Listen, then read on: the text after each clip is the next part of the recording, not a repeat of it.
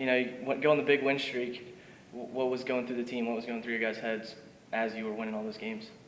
I think our biggest challenge of a team is not to focus on 18 wins. Yeah, it's 18 wins, but we only care about the next game ahead of us. And entering the PSAC, the undefeated season's tough because you get a little cocky and you're excited because you know you have the potential, but it's kind of forgetting that those wins don't really affect what happens in the future. And then you hit the snag, you lose to Millersville in the PSAC tournament. Do you think that loss kind of propelled you guys, maybe made you focus a little more after so many wins? Absolutely. It just gave us more character. It gave us that bitter taste in our mouth that we knew what it felt like to lose then, and we didn't want to ever feel that again. I've never felt so strongly bonded with the team after that loss. We met in the locker room and we talked, and you saw so many angry and upset faces, but at the same time you saw determined faces. Right. And I don't think if we would have lost that game, we would have came out as strong as we did at Nationals. You had the revenge game right afterwards. I'm sure you guys were ready for that. I just never thought our team came out as strong as we did that Millersville game. That was by far our best game this season. Something just clicked. And I can give credit to everyone on the team because that week of practice beforehand, our non-starters were pushing our starters so hard that when we got to that game, it almost seemed easy. We were almost relaxed and the passes just connected, and it's something I'll never forget. What about you, Tori? I think it was just a lot of feeding off of each other's energy. We were able to look to the bench for people that were cheering us on. We were able to look to our teammates who were calm and were ready to pick us up if we started to slip a little bit. We only had about a 5 or 10 minute stretch where we started to fall apart, and then right away we snapped it back into place and connected our passing and went from there. What about offensively? I mean, that goalie from Millersville hadn't given up anything all year, basically, and you girls put up 3 on her. What did you do offensively? Was it just a focus, or?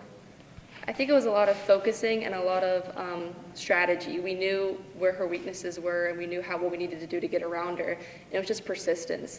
We didn't give up, and that's what we did to score. Bree had an amazing goal there that propelled us up against them and kind of put them out of the game. So.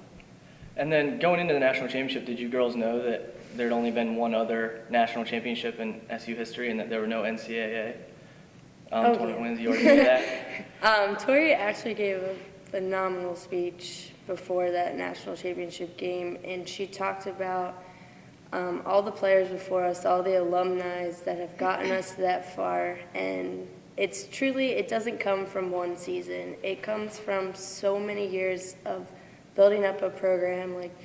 You can't just get a random amount of great players all at once. Your program has to build throughout the years. And Tori counted 213 girls throughout the past years that have worked to get to that point. And, we put it on them for getting us there.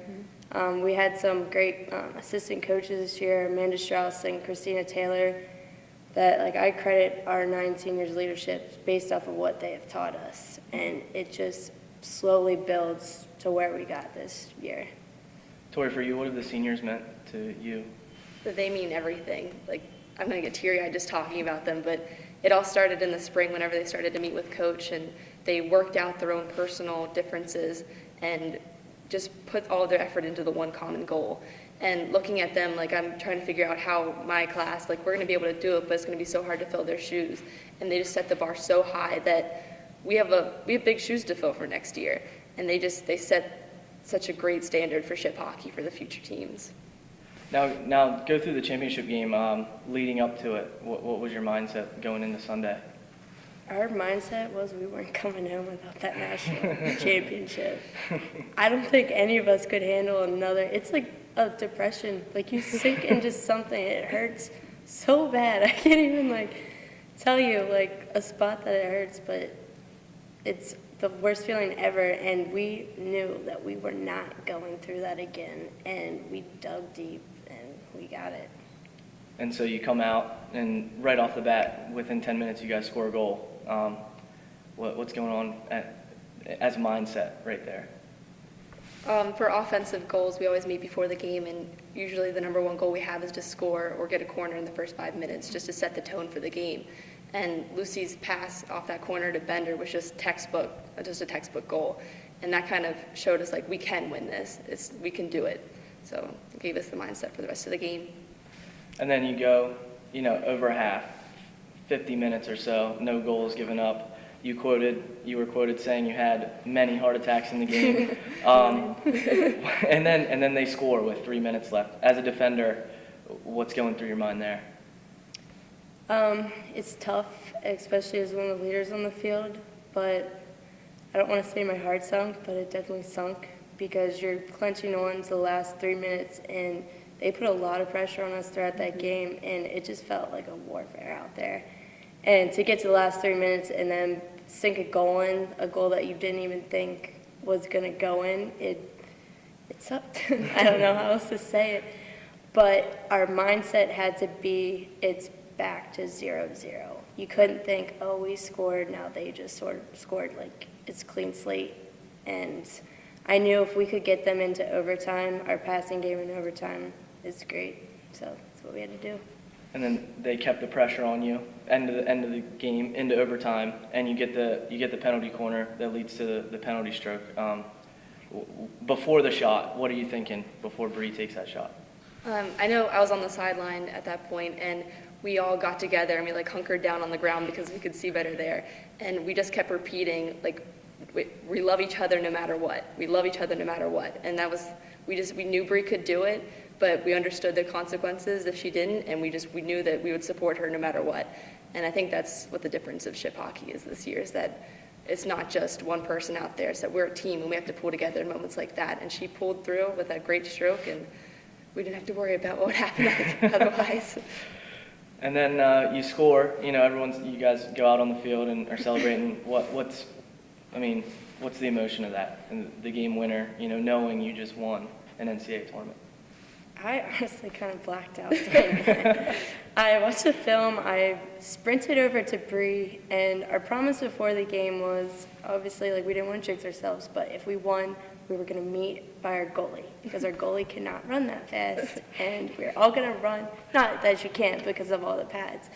And we said we were going to meet to our goalie, and, well, obviously, Bree just scored the goal, so we all just started sprinting to her. And then I said to Bree, because Bree's hunched down, I said, Bree, get up. We need to run to Corinna. And I start dead sprinting to Corinna, and nobody else is following me. So I just picked up field hockey sticks, because I was like, well, I don't want to look obnoxious to the other team. And it was just a mess, but best feeling ever. Then they started rushing out the T-shirts and then the trophy, and then it all just sunk in that we overcame them putting in a goal, and we finished it. Tori. In that moment, whenever we all sprinted on the field, it didn't feel cold anymore. It didn't feel like the wind was blowing anymore.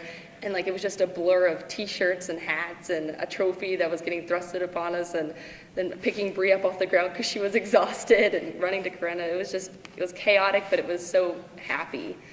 It's an experience I'll never forget.